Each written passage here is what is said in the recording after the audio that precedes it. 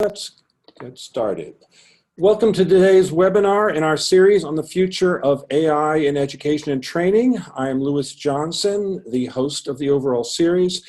I'm very pleased to have today with us Ryan Baker, who's Associate Professor at the University of Pennsylvania and Director of the Penn Center for Learning Analytics. And Ryan has really been one of the founders of the field of learning analytics. His research has shown that you can analyze data from learners, learner behavior, and draw inferences about how well the learners are doing, their attitudes, and make predictions of how well they will do in the future.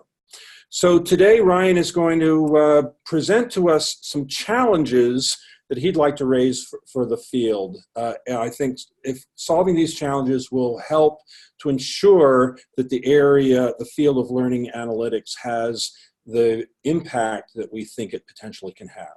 So Ryan, we look forward to your presentation. Thank you, Lewis, for welcoming me here, and thank you all for coming. So artificial intelligence in education has been successful as a field. AI and ed systems work, and a recent meta-analysis by Kurt Van Lane, not too recent now, but more recent ones have kind of agreed with it, suggests an average effect size of 0.76 sigma. So they're working pretty well. Also, AI and ed systems are now used at scale in a range of areas of education, and they're making a difference there.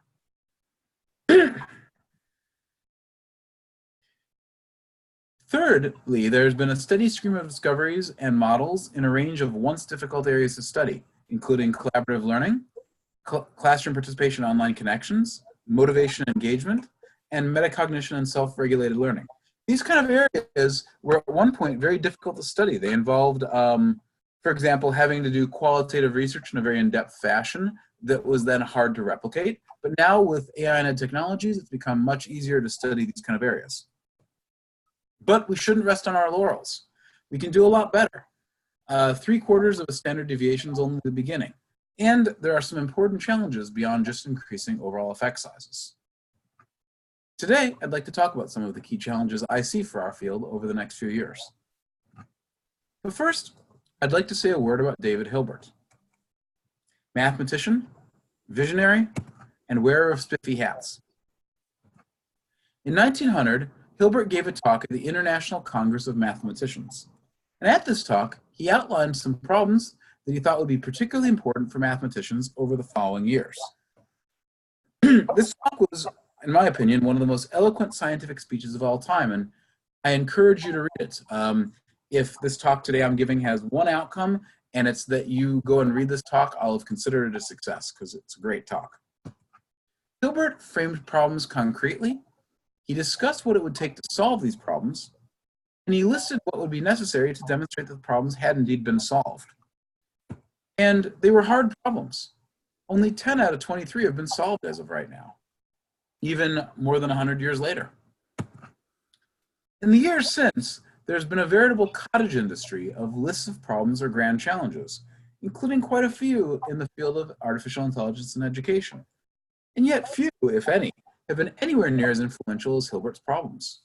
Most of them are just list big, difficult, vague problems, which is very different from what Hilbert did. Hilbert, again, articulated not only what the problems were, but what an indicator of measurable progress and of success would be. So today, I'd like to suggest a list of problems to you, though I know I'm no Hilbert.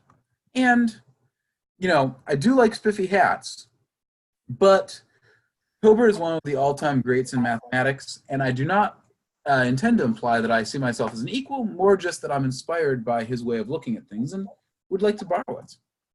And equally importantly, artificial intelligence and education isn't mathematics.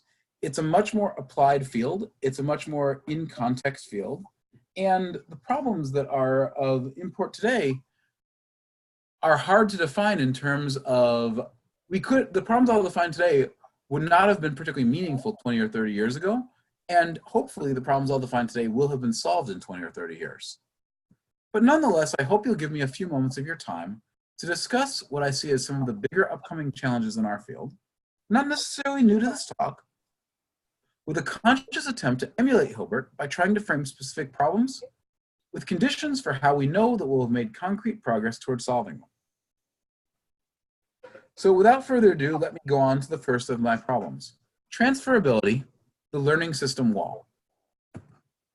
So learning systems these days, AI and ed systems, learn so much about a student. They learn what a student knows. They learn whether a student's engaged or disengaged. They can learn learning rate.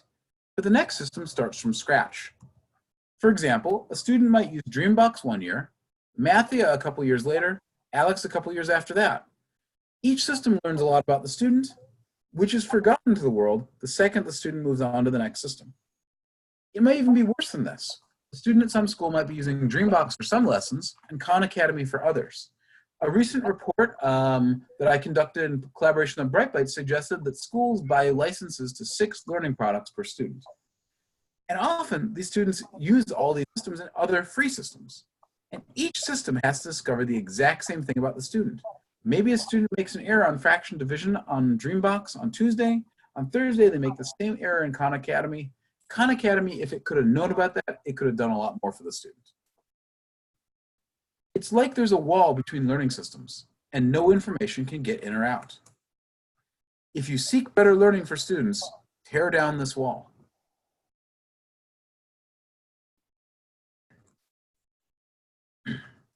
It's not just a between system problem. I've framed it that way so far, but it's even a problem between lessons in the same system a lot of the time. A student's struggle or rapid success in one lesson this week usually doesn't influence the system's estimation of their skill in later lessons, even the next week. There's been some early progress on addressing this problem. Michael Eagle at George Mason showed that there could be better student models if we transferred information between lessons within a student and a platform. But it was just a secondary data analysis and just on 3 lessons. So my contest I'd like to propose, the first of my contests, is take a student model developed using interaction data from one learning system and take this model's inferences from a student, Maria, let's call her Maria in honor of my daughter, who's used that system. Take a second learning system developed by a different team and use system 1's model inference to change system 2's model inference for Maria and system 2's behavior for Maria. In other words, it's not even enough just to say that the model will be different if we don't use that information. We actually have to use information from one system to benefit adaptivity in the other system. Now, what could the change be? It could be a lot of things. It could be different content the student starts with. It could be a different learning rate. Maybe we find out over the course of a few lessons that this student tends to learn a little bit faster than other students, so we can go a little faster. It could be a different interpretation of incorrect answers or other behavior. For example, perhaps a student demonstrates a misconception today that 2 weeks later we can use to interpret their behavior again. A couple other details. First of all, the original model for the second system has to be a good model for that construct. And what do I mean by good model? Well, goodness metrics on held out data that are good enough to be published on their own in a respected journal or conference in the field, like artificial intelligence in education, or learning analytics and knowledge, or educational data mining. And the new model for the second system must be able to take an entirely new set of students and achieve better prediction than the original model. So in other words, we're going to build the model on one set of students, apply it to a new set of students, bring over that information on those students to a second system, and do better than the model did if it didn't have this new information. And finally, the system behavior change has to be able to actually run in the 2 systems. In other words, the 2 systems have to actually be connected to each other. Just doing an analysis for the sake of publishing might be interesting. It might be a step in this direction, but ultimately it's not the same as actually saying a student learns in Dreambox, and now that's going to affect what happens to them in Khan Academy. I'll move on now to the second challenge. Effectiveness. Differentiating interventions and changing lives. Today, we have many platforms that infer which students are at risk on the basis of learning analytics on student performance within a learning system, learning management system data, or other sources. These systems say one student is more at risk than another student of doing badly on the test, or doing badly on the standardized examination, or having a behavior problem in class, or possibly dropping out of school. These kinds of models are used by instructors and other school personnel to make decisions about how to better support students, including selecting students for targeted interventions. Now, there's some evidence that these systems lead to better outcomes for students, but there's also ongoing debate as to how substantial, how big, and how lasting those effects are. Are we really changing lives, or are we patching short-term problems? You might think that a system like, say, Purdue Course Signals, which has had studies showing that students who use it are less likely to drop out of the course after a certain point in the course, you might say, hey, that's a good thing. It probably is, but if that student is in exactly the same place as they would have been a semester later, then it's not as impactful. So that leads to my contest for you. Take a group of students and randomly assign the students to either a condition with an intervention, the experimental condition, or no intervention, the control condition. Or do a quasi-experiment that meets the high rigorous standards of that community. And that condition could be a brief intervention, like a half hour, or it could last up to a year long. Within that condition, assign a learning analytics-based intervention that uses some model to say these students will get the intervention and these ones won't, to a subset of students in the experimental condition.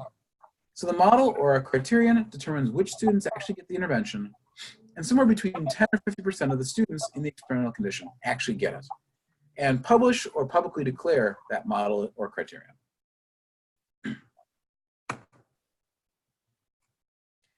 Identify using that in advance with documentation 4 groups effectively.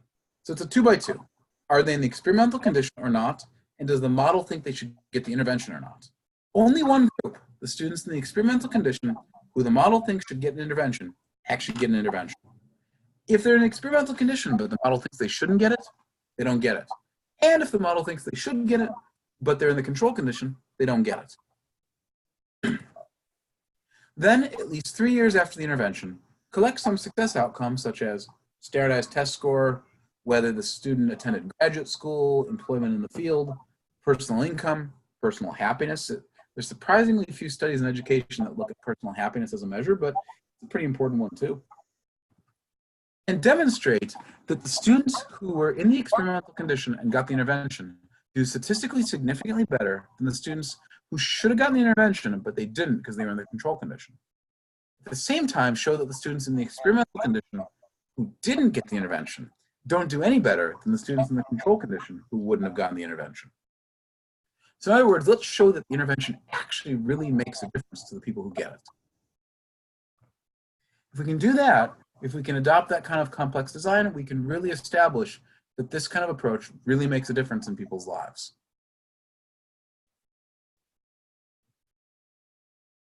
Third challenge, interpretability. Named after 2 of the world's great languages, instructors speak Spanish, algorithms speak Swahili.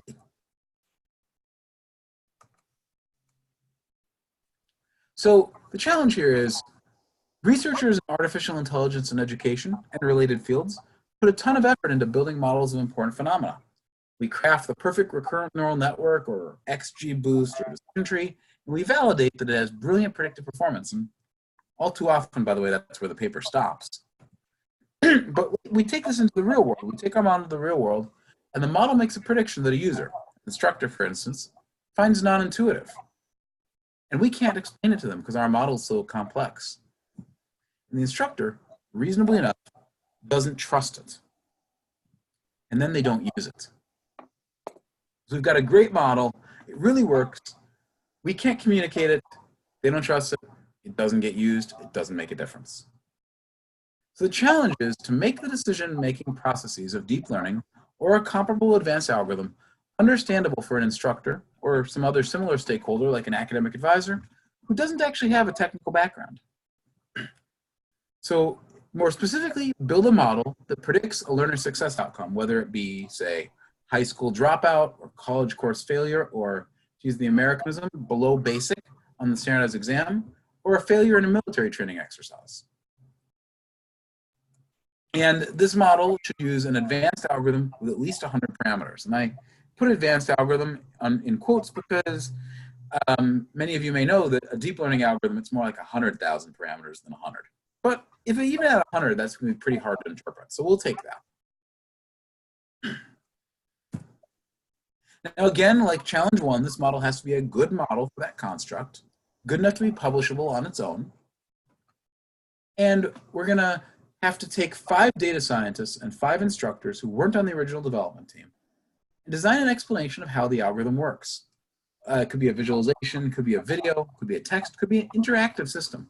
Anything but a human being who's there to answer questions, because it's really hard if you've got intervention being used by 400,000 students a year to deploy it to all of their teachers and have a human being there standing there to explain it.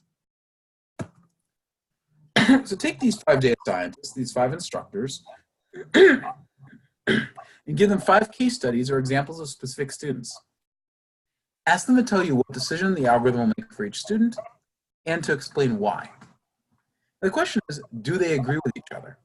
Do the instructors agree with the data scientists at least 80% of the time in terms of both the final decision and the reasons for it? And in terms of those reasons, can those reasons be coded with acceptable inter-rater reliability by independent researchers so that we really indicate, yeah, they really got the same reason for why that intervention worked? So to summarize for this one, let's find a way to communicate complex models equally effectively to data scientists and to end users. If we can do that, maybe we can make models that work better and people choose to use. 4th challenge, applicability, knowledge tracing beyond the screen. So as a field, AI and Ed has been reasonably successful at producing models that can infer what a learner knows, or at least predict immediate correctness. And those are not the same thing, but people treat them like they are a lot. So we've been successful at producing models that can infer that in computer-based learning environments, but mostly, with a small number of exceptions, these environments this has been researched in involve one student sitting at one computer and providing input that's textual, be it numbers or multiple choice responses. But most learning doesn't take place with one student sitting at one computer. There's collaborative project work, and there's team-based military training exercises, and there's discussion forum-based learning. And lo and behold, there's classrooms where teachers and students talk to each other. Can we detect student knowledge in these contexts as well? So the contest, take audio, visual, and/or physical data on learning from a setting where there's at least 4 students engaged in the same activity at the same time, and build a model that can infer at least 4 distinct skills or knowledge components for each student. Now, why 4? Well, because if you just had to detect 1, you might be able to just get at overall proficiency, which might come down to simply overall confidence or even how much a student talks. But if you have to infer 4 different skills at the same time and differentiate between them, that's a much bigger challenge. And then for a sample of at least 60 students not used to train the model, we don't want a model that works on one group of students now and forever. We want it to work on new students. So for a reasonable sample of students, this model has to be able to predict immediate future performance on these skills with journal level quality. So overall, we can imagine a case where we have intelligent tutoring system quality, knowledge recognition, and support. A lot of the adaptive learning systems out there pretty much deal with this. They figure out what a student knows, they give them more practice on it. Can we get to that level of support and scaffolding in a live, many student learning setting? If we can, the potential is big, I think.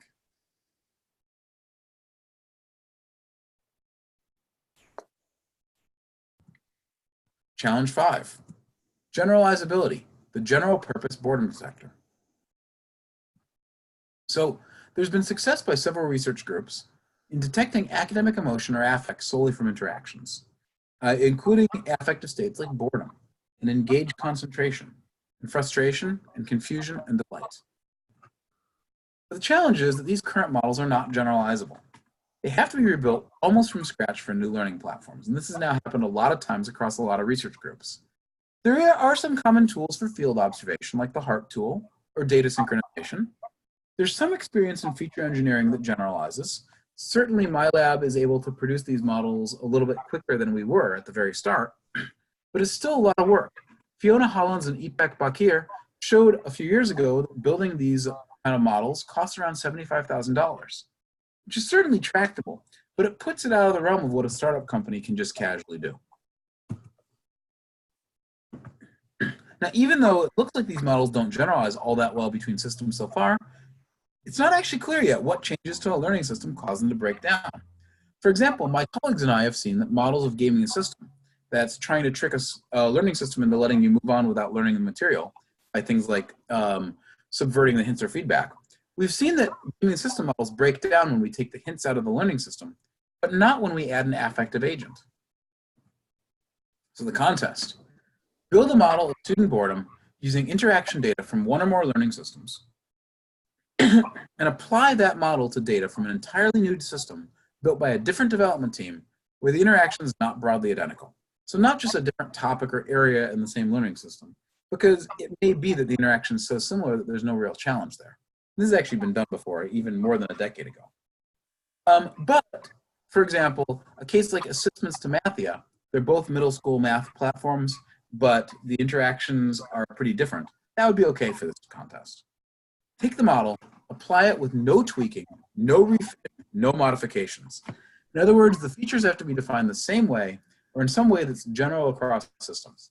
So an example of something that would be okay would be if you said the feature is 1 standard deviation slower than the mean speed in terms of each system speed. That's okay because we could apply that generally with no refitting.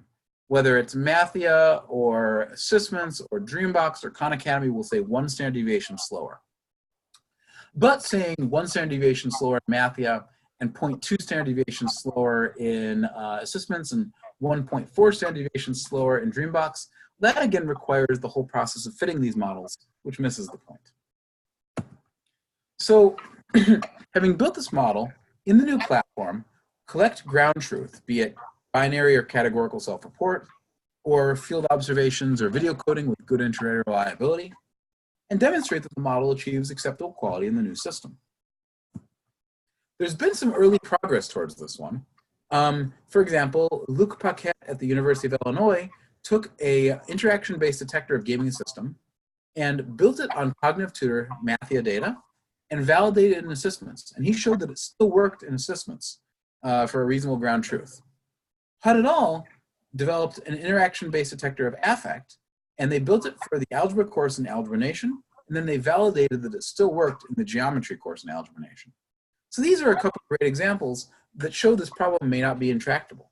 Now, interestingly, Paquette and Hutt used very different approaches. Paquette used a knowledge engineering approach based on really deeply understanding the process that human beings use to recognize gaming system. And Hutt and colleagues used a set of relatively generic features in 2 relatively similar systems from the same group. But both of these show that there may be a way forward on this kind of work.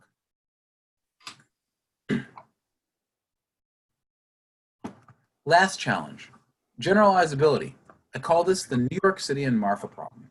And who here in this audience has been to New York City? Raise your hands, although I can't see you. Now who here has been to Marfa, Texas?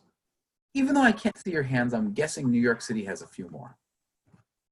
So models, detectors of these kind of things I've been talking about are built mostly on the samples that are ready at hand, whether it be your current population of university students, the current user base of your adaptive learning system, or more commonly, students who are just relatively easy to survey or observe. But what happens when your population changes? For example, maybe your university starts taking in a lot of transfer students from Nevada. I worked with one university that had an at-risk prediction model that they developed on their own students, and it worked great up until a for-profit college in the same city closed, and a lot of those students came to their university, and these students had different risk profiles.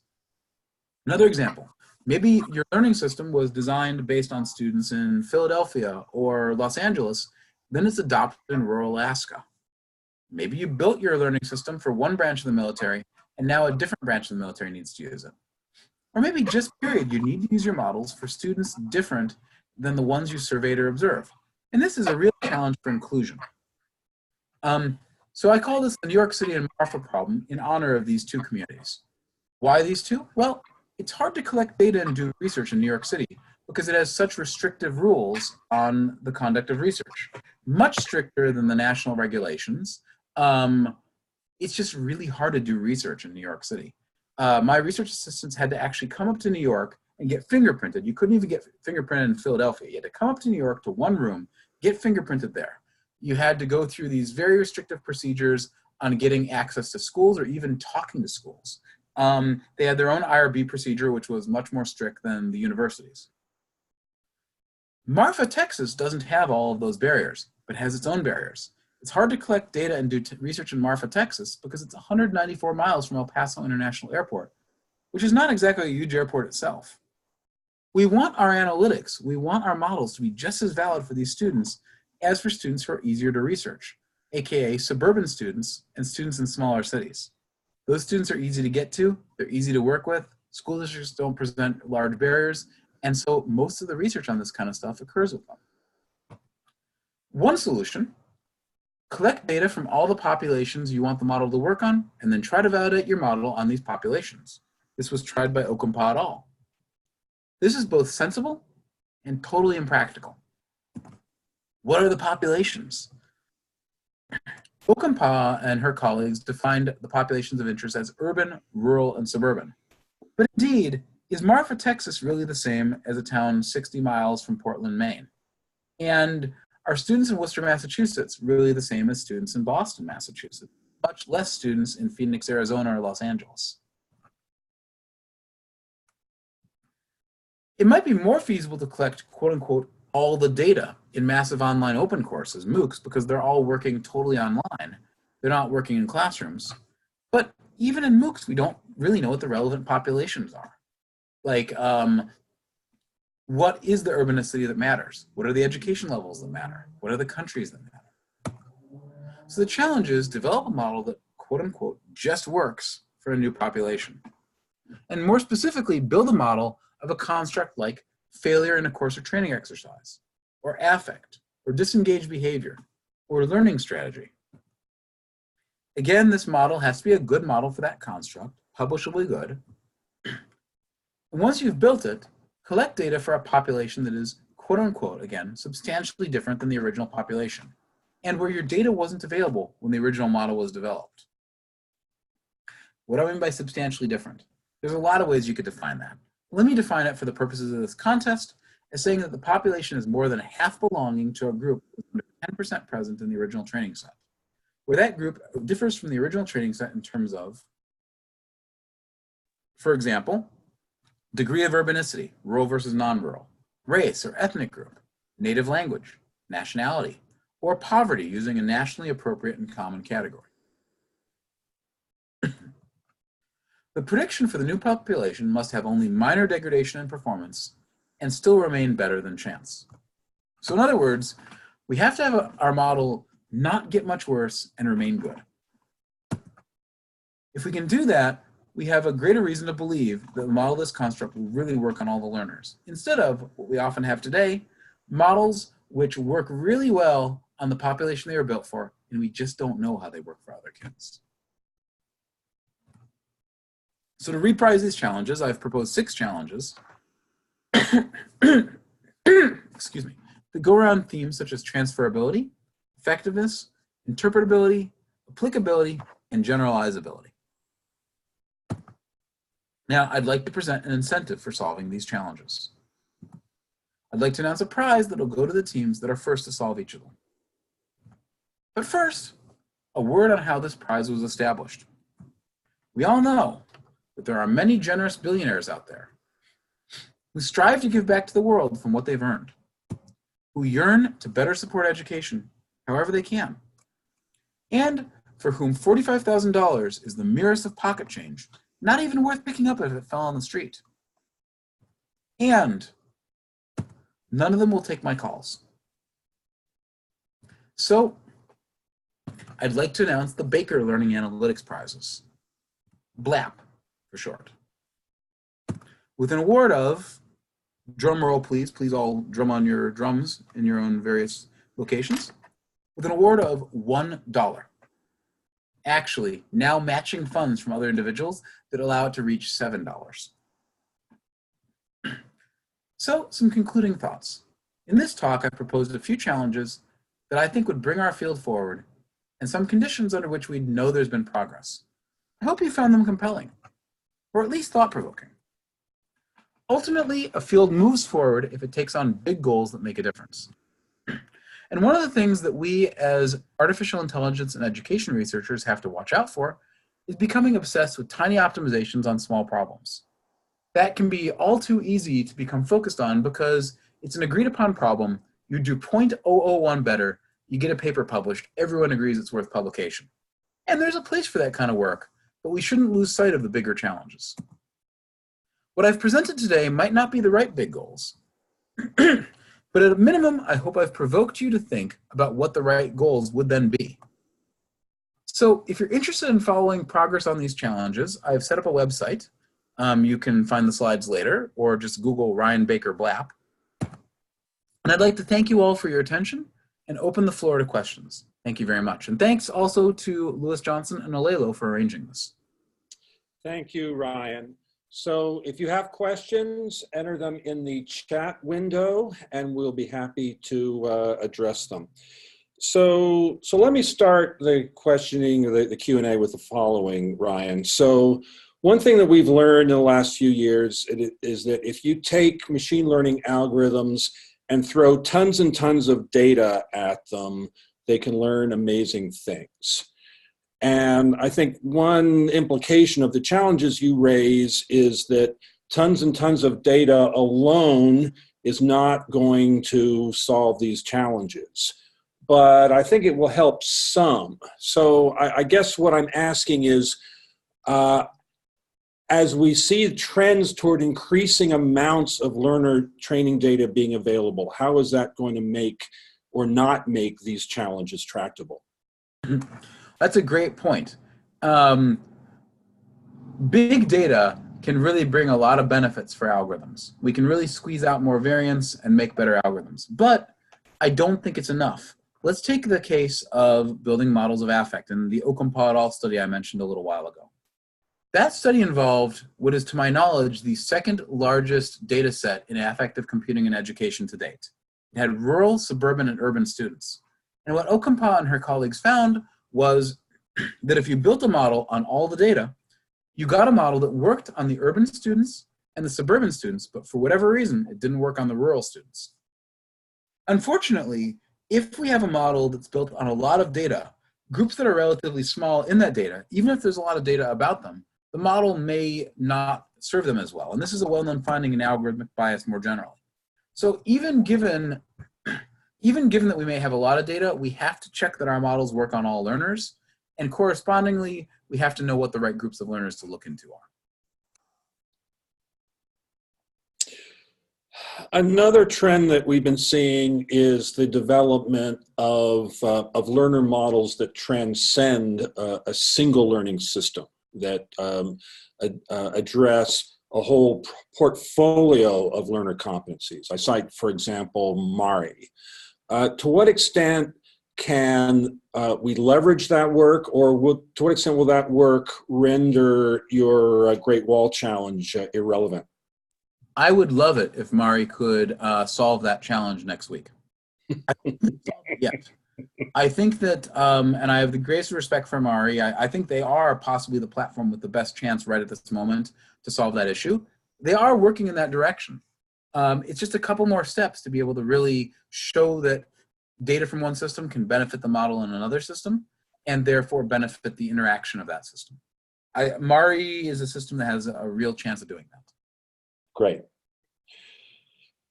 So I was interested in your challenge about inferring learning from groups, and I agree with you completely that too many AI ed systems are focused on individual learners. I also wonder if that challenge might be harder than it needs to be. The reason why I say that is you framed it as the system being a passive observer of this group. It does not have any opportunity to interact with the learners and probe their knowledge to figure out what they learned. Why did you frame the challenge in that way? That's a great question, Lewis. I guess I framed the challenge in that way because there's so much learning that's already going on.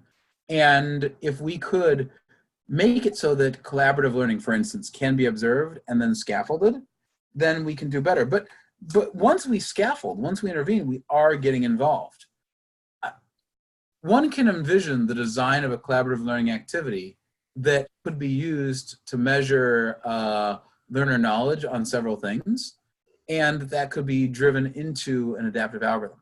I would consider that progress towards the full challenge that I want to see, but it would be a really important milestone on that path.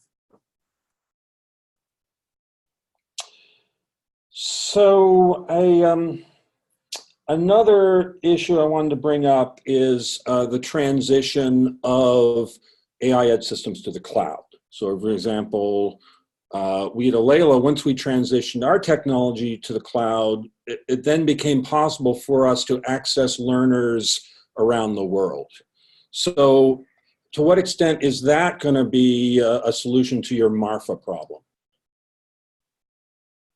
It depends on what we're measuring. First of all, even if we have learners in lots of jurisdictions, that doesn't necessarily mean that we are able to collect all the data we need on them. For example, if you're building a model of affect, you need some sort of like observation or video data, you're still going to have to get that data out of Marfa. On the other hand, the move towards the cloud, and I think massive online open courses are a clear example of that. Yes. It's possible to get the data from all those learners. We still have to focus on the problem of generalizability across the groups, though. So cloud-based learning is part of the solution, but it's not the whole story.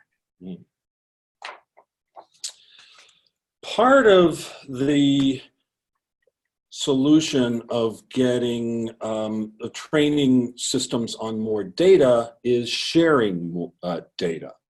And I think it may be difficult to meet the challenges that you're raising until we have more sharing of data between systems, between projects. What are your thoughts regarding that? Absolutely. I'd like to give a quick shout out to Carnegie Learning and the Assessments Project for sharing very large scale data sets with very limited restrictions. There are other folks who have done that as well. The more we can get our data sets shared at scale, the more we can provide opportunities for the whole community. Now there are challenges around that. In particular, certain kinds of interaction data, for example, discussion forum posts, are harder to de-identify, which makes for more of a challenge to privacy in sharing that kind of data. We'll have to develop solutions that can work around that. One of the things we've done at University of Pennsylvania for our MOOC discussion forum data is create a platform, for example, where researchers can do sandboxed analyses on our system, but not actually see the non-de-identifiable data. But certainly, the more that we can encourage people to share their data with each other, whether it be in general sharing or in bilateral alliances, the more we'll have the potential to be able to create systems that will really have a benefit for learners. Ryan, could you bring up again your list of challenges so we can refer back to that?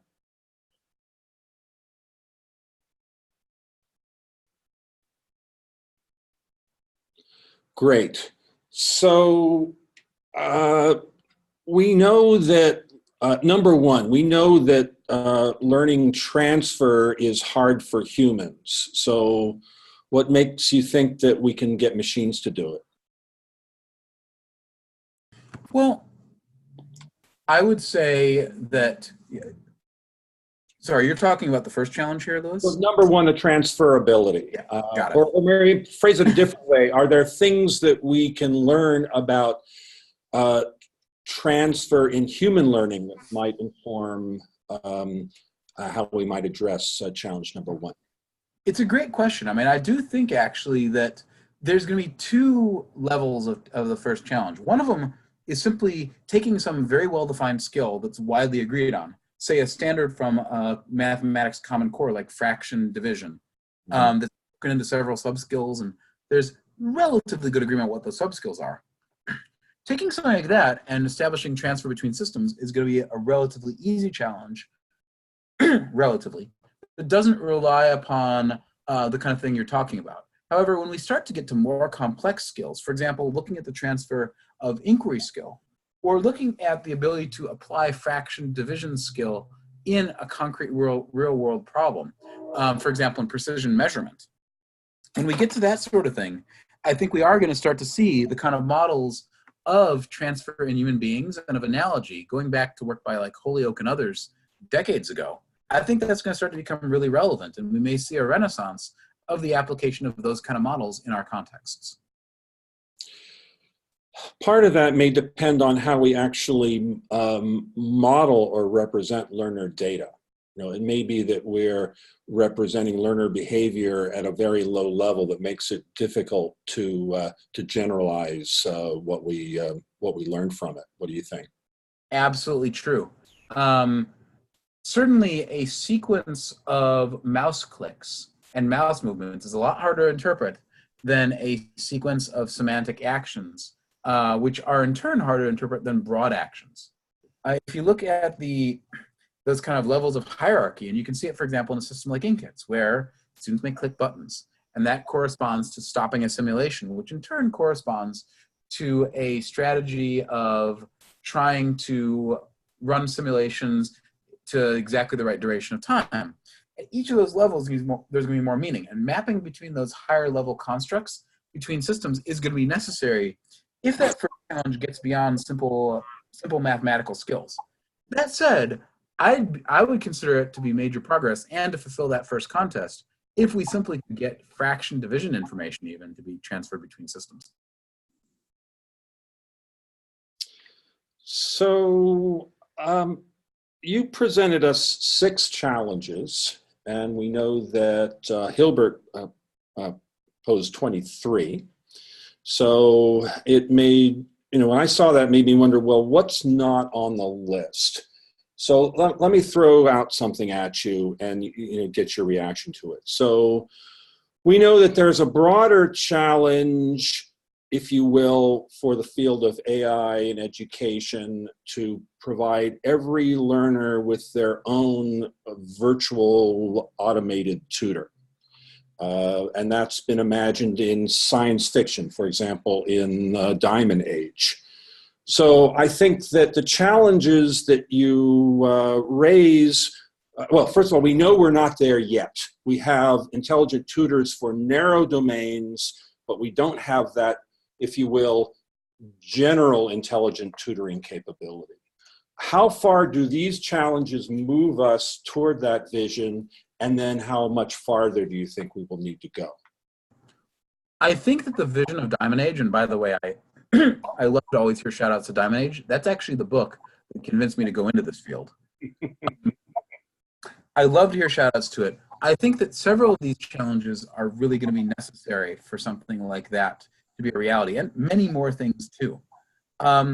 If we don't have the ability to transfer system information between different activities, that's the first challenge, we can't get a full, broad educational experience that in the book actually brought in real life experiences. If we can't communicate what's going on to, for example, the people who are surrounding that system, and Diamond Age is often treated as a story of one-on-one learning, but in fact, a key part of that book was a voice actress who became a mentor in the context of the system. If it doesn't connect beyond the system into real life, like it did in Diamond Age, the fourth challenge, it won't work. And finally, if it doesn't work for everybody, then the vision in the Diamond Age, where eventually the system wasn't just given to Nell, but was given to hundreds of thousands of children, that won't become a reality either. So several of these challenges are needed to make a system like that work, and so much more too in terms of natural language processing, domain mapping, connecting to real world events. Diamond Age is still far in the future, but it's a great idea. Yes, I think we'll be still talking about it 50 or 100 years from now. So I think we've covered all our questions. If the audience thinks of additional questions, can they shoot you an email, Ryan? Absolutely. Everybody here is welcome to reach out to me at any point. And I hope that some of you will be inspired to take on these challenges, whether by working on them yourselves, encouraging your colleagues to work on them, or other mechanisms. I would love to have further discussion with all of you and to see progress on these. Thank you very much for coming, and thank you, Louis, again. Thank you. Okay, everybody. And just as a reminder, we will be posting this webinar recording on YouTube. So colleagues of yours who failed to attend live, be sure to visit the Alelo website. They'll post the link to the YouTube recording and you can view it there. Okay, thanks everyone for your participation. Look forward to seeing you at the next webinar. Bye-bye.